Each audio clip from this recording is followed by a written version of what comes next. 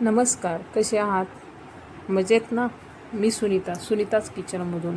आज आपण बनवूयात फ्राईड राईस, सोयाबीनचा फ्राईड राईस. आणि त्यात मी काही भाज्या पण घालणार आहेत जेणेकरून बॅलन्स होईल. सुरुवातीला मी तांदूळ आणि सोयाबीन स्वच्छ धुतले आणि त्यात पाणी घालून अर्धा तास भिजवत ठेवले होते. व त्याच्यानंतर मी पातेलं घेतलं, त्यात मीठ आणि थोडंसं 1 चमचाभर तूप घालून भात शिजवून घेतला. भात 70 ते 80% शिजवायचा आणि नंतर तो स्ट्रेन करून घ्यायचा. तसंच सोयाबीन पण स्ट्रेन करून घ्यायचं, उकडून स्ट्रेन करून घ्यायचं. फोडणीसाठी कढईत मी तेल घातलं, कढीपत्ता, 4 मोठ्या उभ्या चिरलेल्या मिरच्या, कांदा, आलं लसूण पेस्ट असं छान परतून घ्यायचं आहे, जेणेकरून आलं लसूण पेस्टचं कच्चापणा निघून जाईल. त्याच्यातच सगळ्या भाज्या, फरसबी, कॅप्सिकम, गाजर घालून परतून घ्यायचं आहे. हे सगळं हाय फ्लेमवर परतायचं आहे. उकडून घेतलेले सोयाबीन घालायचेत आणि हे पण छान परतून घ्यायचे. त्यात फ्राईड राईस मसाला, सोया सॉस घालायचा आहे आणि सोया सॉसनी पण छान कलर येतो, असा चॉकलेटी.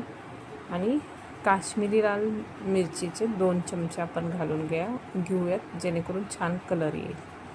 आणि हे सगळं छान परतून घ्यायचं आहे. थोड्या वेळ झाकण ठेवून एक वाफ काढून घ्यायची ह्या सगळ्या भाज्यांना आणि परत एकदा हलवून घ्यायचं.